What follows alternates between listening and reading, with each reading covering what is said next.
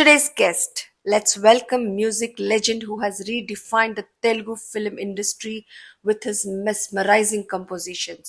With over 450 films, delivering numerous chart-topping hits that continue to be timeless. ఆయన సంగీతం అనేక తారుల అభిమానులని ఆకట్టుకుంది. వెదర్ ఇట్ ఇస్ మధురమైన మెలోడీస్, ఉత్సాహభరమైన డాన్స్ నంబర్స్ లేదా హృదయాన్ని హత్తుకునే బ్యాక్గ్రౌండ్ స్కోర్, ఆయన సంగీతానికి ఏ మాత్రం హద్దు లేదు. His ability to bend classical music with modern elements was his uniqueness, which brought evergreen to his music. His songs have been sung by legendary playback singers like S.P. Balu garu, K.S. Chitramma garu, S.P. Shailaja garu, and many more, ensuring his music remains eternal. He received many awards, Nandi Awards, Filmfare Awards. He is not only influencing us or inspiring us, but also his inspiration to Oscar-winning music director A.R. Rahman garu. He was a keyboard player in his early days of career. Also, Taman garu. Saying this, I would like to welcome the one and only legendary melody master music director Koti garu to Sunita Spotlight.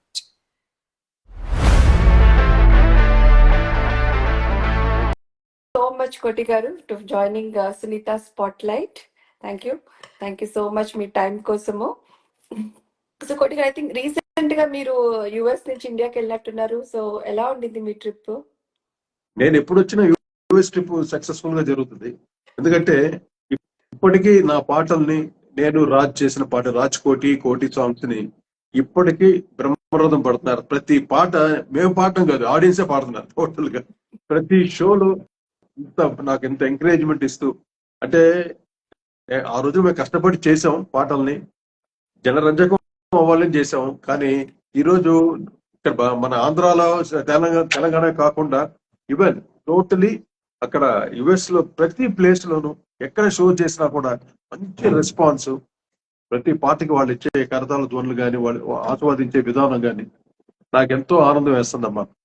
ప్రతి trip నాకు successful US. అందువల్ల ఒక్కొక్కసారి మా US లో ఉన్న మా ప్రవాస ఆంధ్రులు అందరికీ మరొకసారి నా హృదయపూర్వక ధన్యవాదాలు, కృతజ్ఞతలు తెలియజేసుకుంటాను ఈ సందర్భంగా. వాళ్ళతో షోకి వస్తూ ఉంటేనే నా ఇంట్రడక్షన్ కానీ, నేను స్టేజ్ లో నా పెర్ఫార్మెన్స్ చూసి ఎంతగానో ఆనందపడిపోతారు. పిల్లల దగ్గర నుండి అందరూ స్టేజ్కి వచ్చి డాన్సులు చేయటం నా పాటలకి ఎంత ఆనందం వేస్తుంటే ఒళ్ళంతా పులకరించిపోతుంటుంది నాకు. సో ఆనందం నాకు అమెరికాలో అంత అద్భుతంగా దక్కుతాయి అనమాట. అది అంత చాలా బాగుంటుంది. So happy. That is so true అండి, అది కరెక్టే. మీ షో అండ్ ఎందుకంటే మీరు ఇచ్చిన వర్క్ కానీ, మీరు చేసిన కంపోజిషన్స్ కానీ అసలు అది ఎవర్ గ్రీన్ అనొచ్చు. Those are like ever green. Koti గారు అనగానే ఐ థింక్ నేను ఈ మాటలు అంటే ఐ వోంట్ బి రాంగ్. కోటి గారు అంటే is a self made man, a trendsetter, a highly competitive, successful music director. నాకు ఈ టర్మ్స్ అన్ని వస్తాయి. అండ్ ఐ థింక్ ఎవ్వరు ఈ పాయింట్స్ కి నో అని చెప్పలేరు.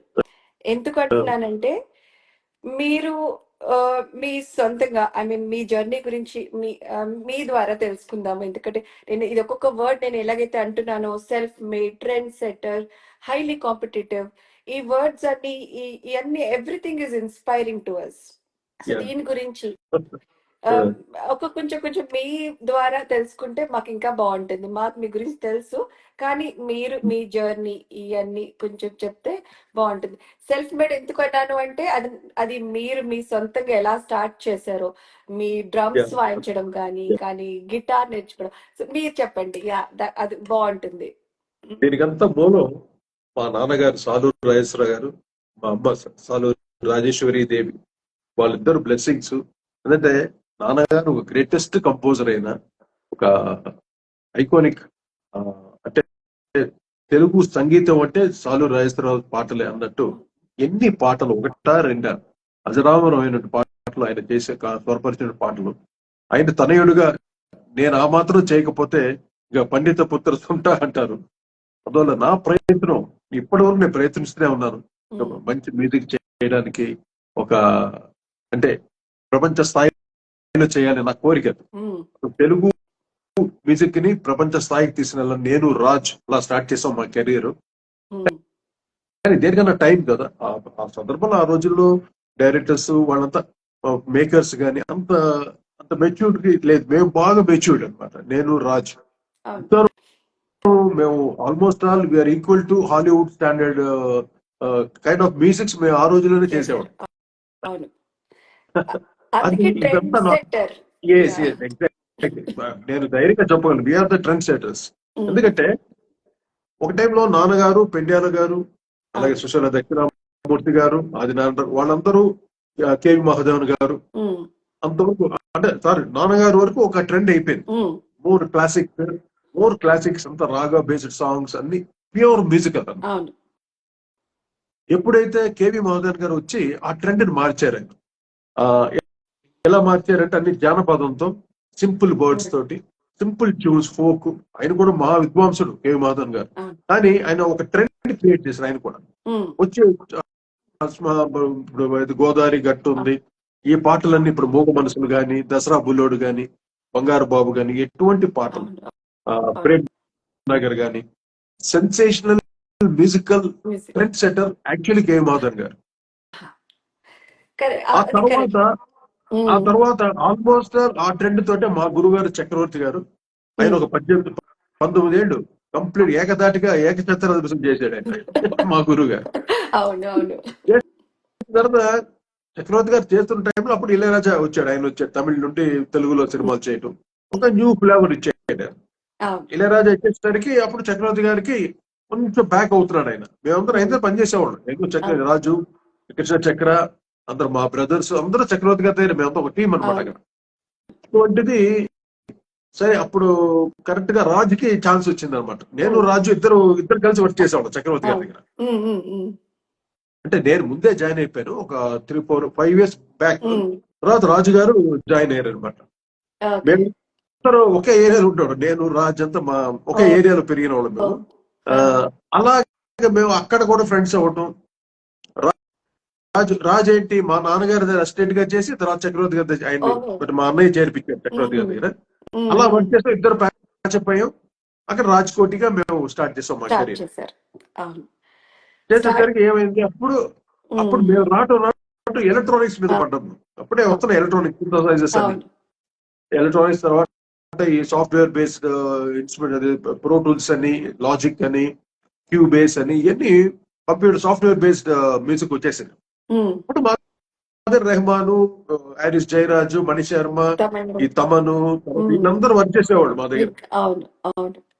ఎలక్ట్రానిక్స్ అంటే సౌత్ ఇండియాలో మేమే నంబర్ 1. నంబర్ 1. ఎంత ధైర్యంగా చేసేవాళ్ళం ఎలక్ట్రానిక్స్ అంటే. నేను అన్ని మ్యూజిక్ కలెక్ట్ చేసేవాడిని. అంటే ఎలక్ట్రానిక్ ని దాన్ని మనం స్వాధీనం చేసుకోవాలంటే చాలా ఓపిక ఉండాలి. ఆ టోన్స్ ని కరెక్ట్ గా సెట్ చేసి రికార్డింగ్ చేయాలి. మళ్ళీ రికార్డింగ్ అవ్వకపోతే బాగోదు. అలాగా ఎలక్ట్రానిక్స్ తోటి ఎక్కువ స్టడీ చేసాం నేను, రాజ్. ఆ రోజుల్లో జాన్ మిచెల్ జైర్ అని ఈజ్ ఫస్ట్ అనమాట. ఒకే మనిషి 10-12 కీబోర్డులు పెట్టుకొని, ఫ్రాన్స్ అనమాట, ఫ్రెంచ్ ఫెలో, తను ఒక ఆల్బమ్ చేశాడు.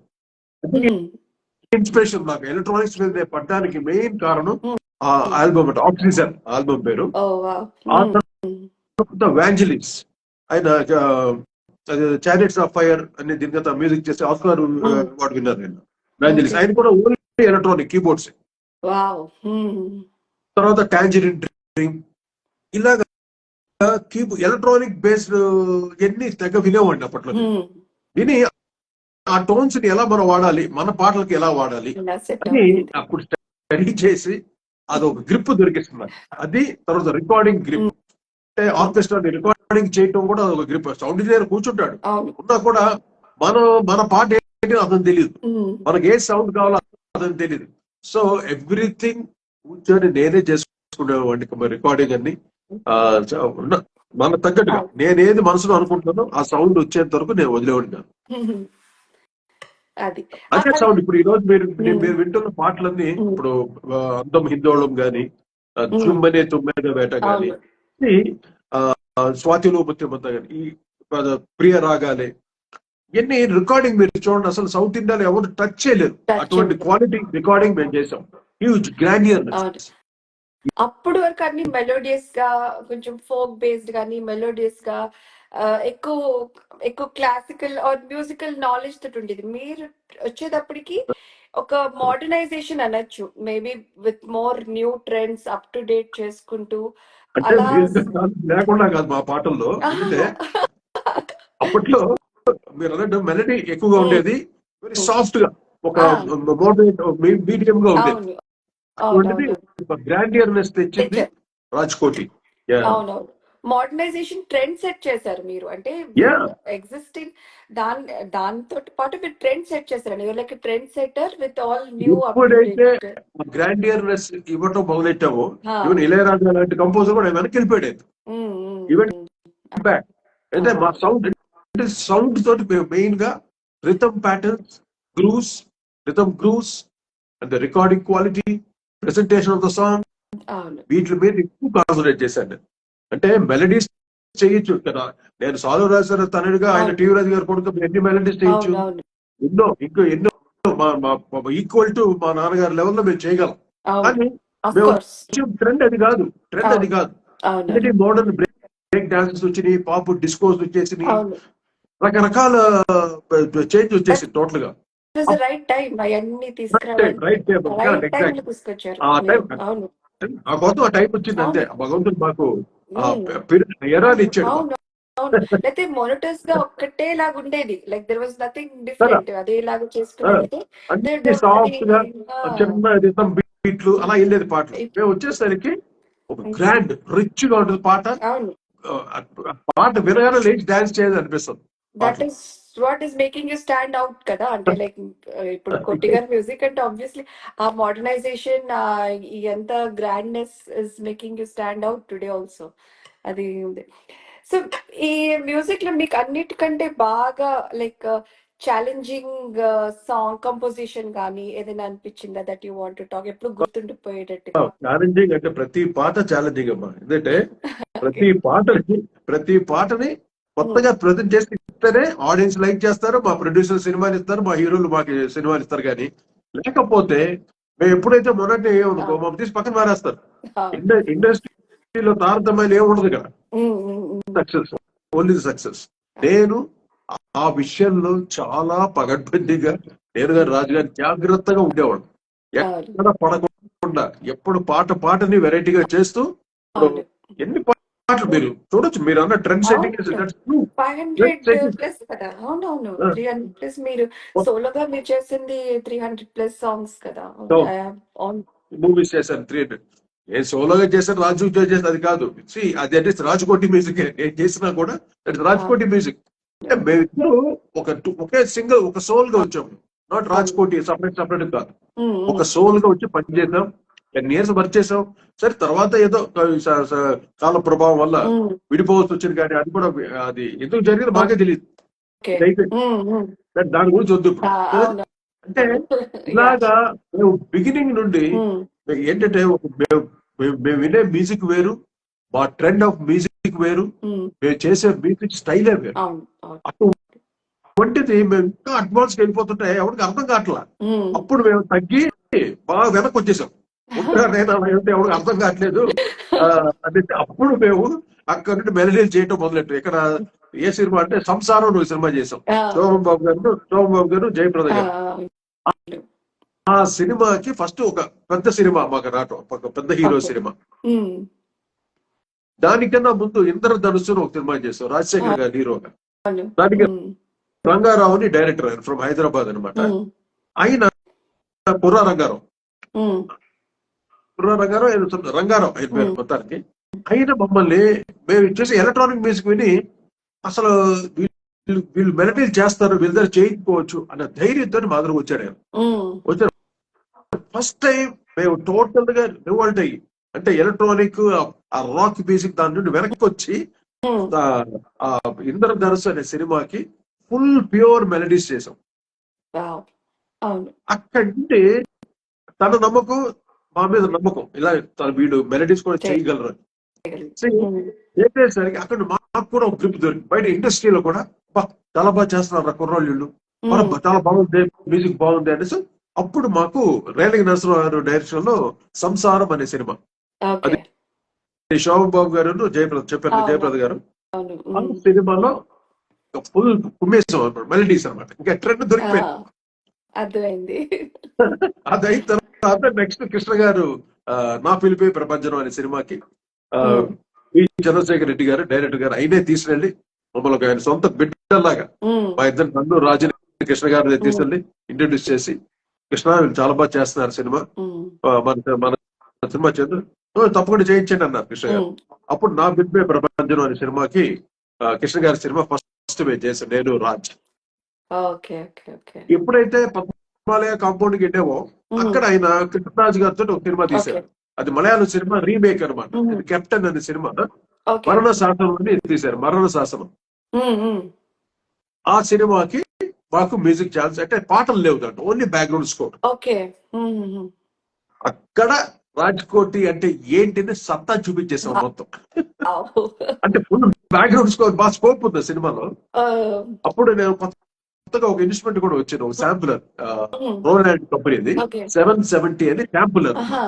దాంతో ఉమ్, మంచి మంచి న్యూ టోన్స్ వచ్చినాయి శాంపుల్స్. ఉమ్, అన్ని నేను రెహమాను, తను ఆ రోజులో దిలీప్ అని ఉమ్. వాళ్ళని, తను తను నేను ఇద్దరు షేర్ చేసి తెప్పించాం. అంటే చాలా ఎక్స్పెన్సివ్ ఆ రోజులోనే, ఓకే. 7-8 లక్షలు. Oh my goodness.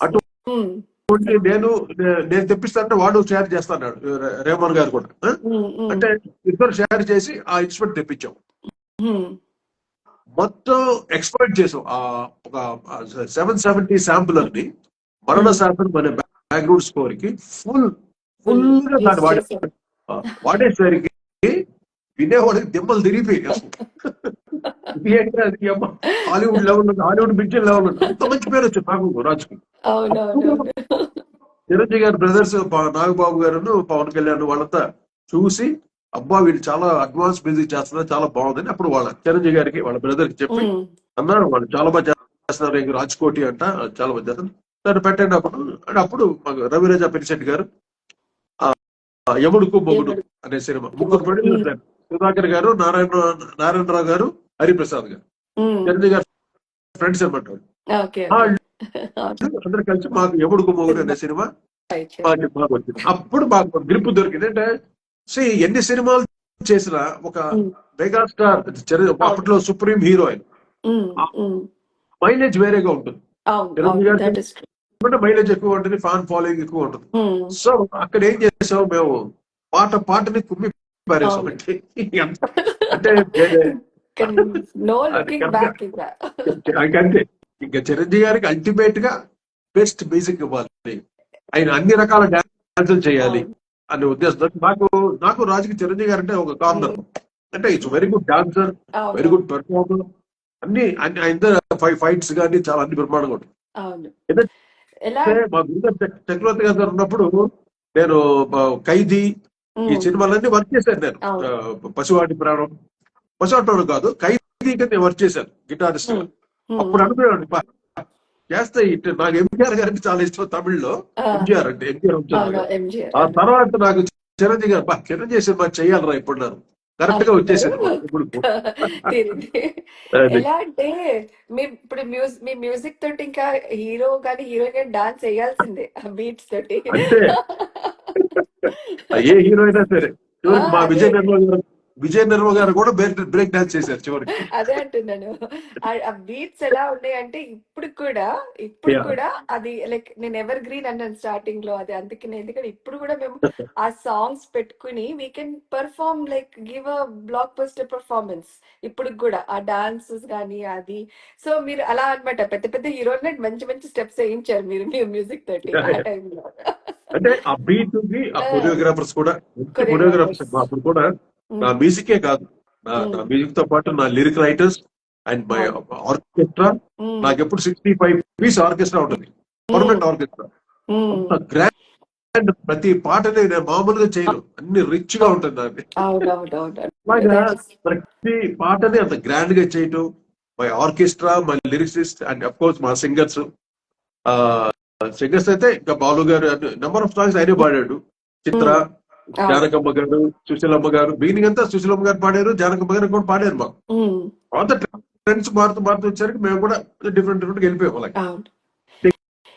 అది వాళ్ళు పాడడానికి పనికిరారు అన్నట్టు ఏది కాదు. అది ఆ కాదు. రోజుల్లో స్టైల్ ఒక్కొక్కరికి ఒక ఎరా అవును. వస్తుంది కదా, అంతే అవును. అలాగే వెళ్ళిపోయింది. ఏదైనా కాంపోజిషన్ అరే ఇది ఎందుకు చేశాను, లేకపోతే ఇది ఇలాగా ఇది చేసి ఇంకా బాగుండుండేదేమో ఆ, ఆర్ ఎనీథింగ్ అలాంటిది ఏమైనా ఉందా మీకు? అలా ఒకటి కాదు, ఇప్పటికీ అందం ఇందోడు ఇంకా బాగా చేసి ఉండొచ్చే, ఓ జుమ్మెద ఆల్రెడీ. తుమ్మెద పెట్టి ఇంకా బాగా చేసి ఉండొచ్చే. మ్యూజిక్ కి ఎండ్ ఉండదు, అది అవును. ఊట బాగా వస్తూనే ఉంటుంది, ఊటలు వస్తూనే ఉంటుంది అనమాట. మ్యూజిక్ అనేది క్రియేటివ్. ఈ ఎందుకంటే మాట నేను బాగా ఎక్కువగా చెప్పారు. ఆ, నేను ఎక్కువగా పాటని ఒక వేగంగా కంపోజ్ చేసేస్తాను. సో, మంచి బీట్ గీట్ అని మాకు మొత్తం కంపోజింగ్ బ్యాచ్ అంతా ఉంటారు. ఫుల్ ఆ బీట్ తోటి వాళ్ళకి అర్థం అయిపోద్ది, పాట స్వరూపం ఏంటని అర్థం అయిపోద్ది ఏది డైరెక్టర్స్ వినగానే. బట్ నేనేం చేస్తానంటే నేను జస్ట్ వాళ్ళకి స్వరూపం కోసం నేను అవన్నీ సెట్ చేస్తాను. వన్స్ ఇంకా రికార్డింగ్ వచ్చేసరికి ఆ పాటని మాక్సిమం వర్క్ చేసి పీక్స్ కి అంటే ప్రెజెంటేషన్ మీద నేను కాన్సన్ట్రేట్ చేస్తాను. 100% ప్రెజెంటేషన్. ఈ రోజు పాట బతకాలంటే ప్రెజెంటేషన్ లేకపోతే మామూలుగా పాటలు కొట్టేసాం అనుకోండి, అది ఎప్పటికో ఒక 10 సంవత్సరాలకు ఒకసారి వింటారు, లేకపోతే 3 సంవత్సరాల తర్వాత వింటారు, అలా ఉంటుంది పాట. అవును. అవును. మర్చిపోతున్నారు మూవీ అలా అయిపోయాక. మర్చిపోతారు. బట్ అవును. అవును. నేను అలా మర్చిపోకూడదన్న ఉద్దేశంతో ప్రతి పాటకి ఒక న్యూ గ్రూవ్, రిథమ్ ప్యాటర్న్స్, కొత్త స్టార్టింగ్ ఒక కొత్తగా ఉంటుంది. ప్రతి పాటని అలా చేసేవాడు, మొత్తం కోరస్ తోటి ఇంట్రడ్యూస్ చేయటం. ఎవరేం చెప్పేవాళ్ళు కాదు, అవును. ట్యూన్ చేయటం. ఆ ట్యూన్ ఓకే అంటే ఇక నా ఇష్టాన్ని నేను చేయటమే. అవును. నేను ఇద్దరు కూర్చొని దాన్ని ఎలా ప్రజెంట్ చేద్దాం, దీన్ని ఎంత ఏ లెవెల్ తీసుకుపోదాం అని పాటని 10 రకాలు పాడుకుంటూ పల్లవి పాడుకుంటూ ఒక్కొక్క బ్యాక్గ్రౌండ్ వేసేవాడిని. ఫస్ట్ ఓపెనింగ్ బ్యాక్గ్రౌండ్ అని, సెకండ్ బ్యాక్గ్రౌండ్, థర్డ్ బీజియం అని. పాటకి 2 చరణాలు ఉంటాయి, మధ్యలో 2 బీజియంస్ ఉంటాయి. అవును. ఓకే, ఇలాగా ప్రతి పాటని పగడ్బందీగా ఏదో నోటుకొచ్చి కొట్టేయకుండా, అవును. జనరల్ గా ఎలా జరుగుతుందంటే మ్యూజిక్ డైరెక్టర్స్ కి ఒక అరేంజర్స్ ఉంటారు. వాళ్ళు పాట వరకే కంపోజ్ చేస్తారు, చేసిన తర్వాత అరేంజర్స్ వాళ్ళు ఆ పాటని ఎలాగా దాన్ని ప్రెజెంట్ చేయాలో వాళ్ళు ఆలోచించి వాళ్ళు చేస్తారు. అవును. ఇప్పుడు ఏంటి, కీబోర్డ్ ప్లేయర్స్ కి మామూలుగా కంపోజ్ చేసి వాళ్ళకి ఇచ్చేస్తే వాళ్ళు చేస్తున్నారు. మాది అది కాదు, complete everything note by note, rhythm tabla dholaks వాయించినా కూడా కపాస్ కిచిక్ అది కూడా మేము చెప్పిందే, చిక్ నేయాలంటే మనం చెప్పింది. అంటే అలాగ వర్క్ చేసాం. ఊరికే ఒక మంది కొట్టేసి అంటారు మీరు పాట ఇది ట్యూన్ ఇది. No no no, never happen. ఇప్పటికైనా మీరు చెన్నైలో మా ఆర్కెస్ట్రా అడగండి, వాట్ ఈస్ కోటి, రాజ్ కోటి ఏంటి ఎలా పాటలు ఎలా చేసేవాడు. ఎందుకంటే నేను పెద్దవాళ్ళని అందరినీ చూసాం. అవును. అవును. అయితే నాన్నగారి దగ్గర పనిచేశాను, మా గురుగారు చక్రవర్తి గారి దగ్గర పనిచేశాను, పెండిల గారి దగ్గర పనిచేశాను నేను, పెండిల నాయకుడు గారు మహానుభావులు. అలాగే ఆదినారాయణ గారు లేదు, చూసాల దక్షిణామూర్తి గారి దగ్గర, అలాగే బాంబే మ్యూజిక్ డైరెక్టర్స్ దగ్గర ఆర్టీ బర్మన్ గారి దగ్గర, లక్ష్మీకాంత్ పేరాల్ గారి దగ్గర, బప్పిలేని గారి దగ్గర, ఇంతమంది దగ్గర పని చేయటం అంటే నేను తెచ్చుకున్న నాలెడ్జ్, వాళ్ళ దగ్గర నేర్చుకున్నాయండి. నాలెడ్జ్, ఎక్స్పీరియన్స్ అదంతా.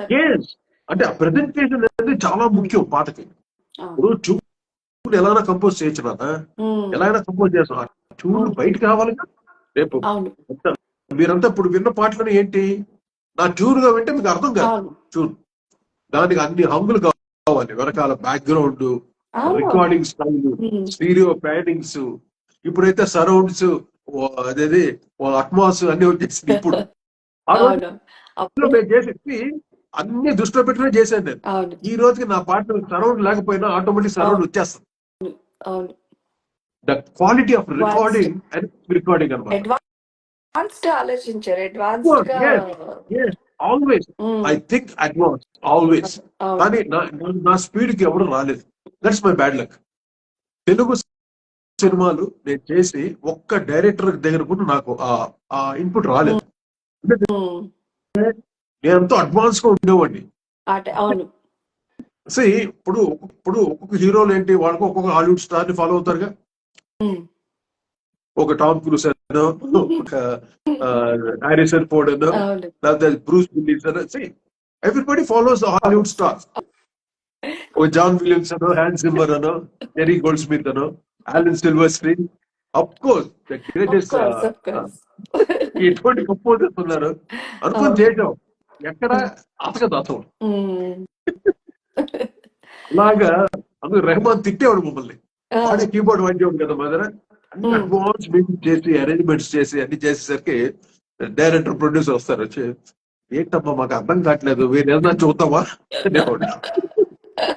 వాడు మమ్మల్ని పట్టుకొని ఏమన్నాడు సార్ రెహమాన్ ఆ! వాళ్ళు వెళ్ళిపోయిన తర్వాత, ఈ బుద్ధి జ్ఞానం ఉందా మీకు, ఎందుకే ఈ మ్యూజిక్ చేస్తారు మీరు, ఊరికి డంకటక కొట్టండి అయ్యా, ఎందుకయ్యా ఈ మ్యూజిక్లు చేస్తారు మీరు, తిట్టేవాడు పట్టుకొని మమ్మల్ని రెహమాన్. ఓహ్ గాడ్! ఆ! కాదురా నేనా ఓపిక్ గా ఉండాలిరా, ఓపిక. ఎంత ఒదిగి ఉంటే అంత ఎదుగుతో పోయింది. ఇక నువ్వు చెప్పావు అక్కడ నేను చెప్పాను సినిమాలు ఎవడు మన సినిమాలు ఇవ్వడు, ఉన్న దాంట్లోనే మనం చేసుకుంటూ మనం హ్మ్. ఏం చేయాలో చేస్తూ అవును. ప్రేక్షకులు దృష్టిలో పెట్టుకుంటూ ఆ హీరోకి సంబంధించిన ఫ్యాన్స్ దృష్టిలో పెట్టుకుంటూ అటు మ్యూజిక్ లవర్స్ కి ముఖ్యంగా అవును. మ్యూజిక్ ని ఎలాగ మనం హ్మ్. వాళ్ళకి పంపించగలం, ప్రతి పాట వాళ్ళకి హృదయాలకి రీచ్ అవ్వాలి. అది ఎంత అవును. బీట్ తో చేసినా ఎంత వెస్టర్నైజ్ చేసినా ఏం చేసినా హృదయంలో దిగాలి. ఎందుకు ఈ రోజు మనం జేమ్స్ బాండ్ మ్యూజిక్ ఎంత ఎంజాయ్ చేస్తున్నాం అంటే, అవును. జేమ్స్ బాండ్ మ్యూజిక్ దాంట్లో ఒక సోల్ఫుల్ మ్యూజిక్ ఉంది తెలుసా, మోర్ హ్మ్. క్లాసికల్ మ్యూజిక్ ఉంది జేమ్స్ బాండ్ మ్యూజిక్ లో. అవును.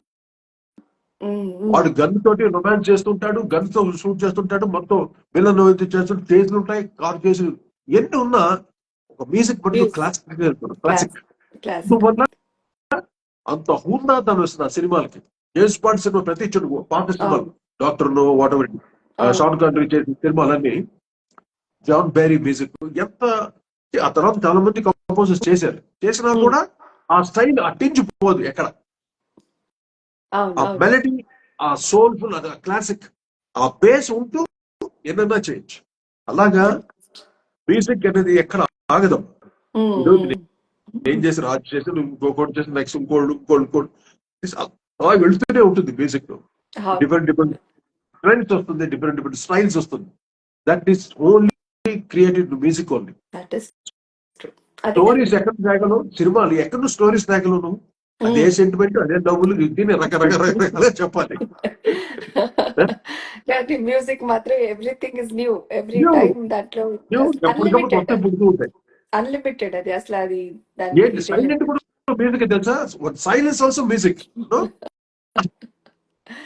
ఇప్పుడు బ్యాక్గ్రౌండ్ స్కోర్ చేస్తున్నప్పుడు ఆ! తప్పకుండా సైలెంట్ ఇచ్చావు అనుకో, ఆ! ఒక సైలెంట్ ఇస్తే all whole theatre will stun అనమాట. ఆ స్టన్నింగ్ గా అది కూడా చూస్తారు ఎందుకు ఫీలింగ్. సైలెంట్ అయింది. అది కూడా ఫీలింగ్ అది కూడా. అది that is also background score. అవునవును.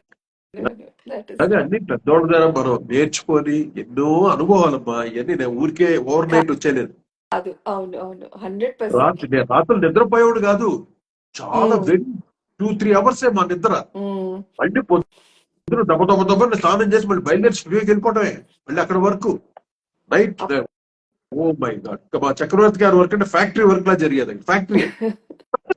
అప్పుడు వావ్! మార్నింగ్ షార్ప్ 7 ఉండాలి థియేటర్. నైట్ ఇంటికి ఎప్పుడు వస్తుంది సార్, ఆ! 3-3:30 ఉంది తెల్లవారుజాము. అప్పుడు అలా కష్టపడ్డాం. ఇక్కడ ఇప్పుడు ఏది రిజల్ట్స్ అబద్ధాలు లేదు, ఏది ఎగ్జాజరేషన్ లేదు. లేదు. This of all course. Fact. అవునవునవును. చెన్నైలో అలా ఉండేది, హ్మ్. హ్మ్. చెన్నైలో వర్కింగ్ ప్యాటర్న్ అలా ఉండేది. హ్మ్. అంత డెడికేటెడ్ గా వర్క్ చేసేవాళ్ళు అందరూ. That is true. అప్పుడు అలా చేయడం వర్క్ అప్పుడు దాని result you are still like you are able to enjoy that fruit of it ఇప్పుడు కూడా ఏ, కదా. అప్పుడు అంతా ఏ, చేసిన పని అదంతాను మీరు అప్పుడు అనుకున్నారా ఇలా వర్క్ చేసి ఈ కాంపోజిషన్స్ అంతా will be like ever green అని చెప్పి మీరు డెఫినెట్ అప్పుడు ఎక్స్పెక్ట్ చేసి డెఫినెట్ అనుకునే యూ కదా. Had that vision. ఇది ఆ విజన్ ఉండింది. ఒక్కొక్కసారి పాట రికార్డింగ్ చేసిన తర్వాత ఉమ్. ఫుల్ సౌండ్ పెట్టేసి బయట లీక్ అవుతుంటాయి సాంగ్స్, అవి వింటున్నప్పుడు అప్పుడే అర్థమైపోద్ది ఆ పాట స్వరూపం.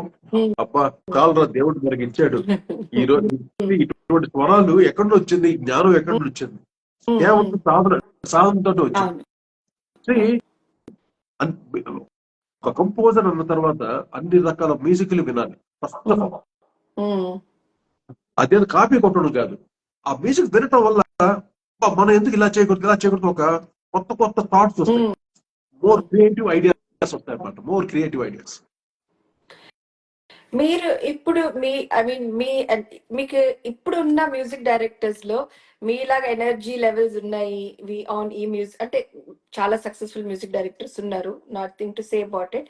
కానీ మీకు ఎవరు అనిపిస్తారు, అరే I can see my self in this music director కానీ, లేకపోతే అరే ఓన్లీ ఇంకెవరికైనా ఓన్లీ రేవా, రెహమాన్ గారు? ఓన్లీ సో రేవా. యు సీ దట్ ఎందుకంటే అంటే ఓ మ్మ్, డెడికేటెడ్ కంపోజర్. ఎందుకంటే తనకి సంగీతం తత్వం వేరే ధ్యాస లేదు. మ్మ్, తను కూడా ఏదో క్రియేట్ చేయడానికి కొత్త కొత్త కొత్త అందులో newness in the really music. Great అది. అతను కూడా ఎలక్ట్రానిక్ మ్యూజిషియన్. అవును, ఆయన కూడా అది మన ఎలక్ట్రానిక్ ట్రైన్. మ్యూజిషియన్ అయ్యి అన్ని కొత్త కొత్త స్టైల్. ఎందుకంటే తను కూడా బిగినింగ్ లో బ్యాండ్ ఉండేది. తనకు బ్యాండ్, ఆ బ్యాండ్ కల్చర్ అనమాట. ఎప్పుడు బ్యాండ్ మనకి అక్కడ నుండి బిగినింగ్ ఆ టచ్ ఉందనుకోండి, డెఫినెట్లీ విల్ క్రియేట్ వండర్స్. నేను బ్యాండ్ లో డ్రమ్మర్ డ్రమ్స్ వాయిస్, తర్వాత గిటార్ కి వచ్చాను. గిటార్ నుండి అంటే పియానో, ఎవ్రీథింగ్ అన్ని నా వరకు ఎంతవరకు అంత వాయించుకుంటాను. అంటే పర్ఫార్మ్ చేయడానికి కాదు, అదే పర్ఫార్మెన్స్ చేసి నేను 10 మందిని చప్పట్లు కొట్టించుకోడు కాదు. నాకు see what I want my music, I will play my self. దాన్ని ఎలా అరేంజ్మెంట్ చేయాలి, ఆ సౌండ్ ని ఎలా తీసుకురావాలి, ఆ కార్డ్ ప్రోగ్రెషన్ ఎలా తీసుకురావాలి, కార్డ్ ప్రెజెంటేషన్ ఎలా చేయాలి, ద స్ట్రింగ్స్ అరేంజ్మెంట్స్ తోటి, ఇవి ఎక్కువగా ఆలోచించేవాడిని. మీ ఫేవరెట్ ఇన్స్ట్రుమెంట్ ఏంటండి? మీరు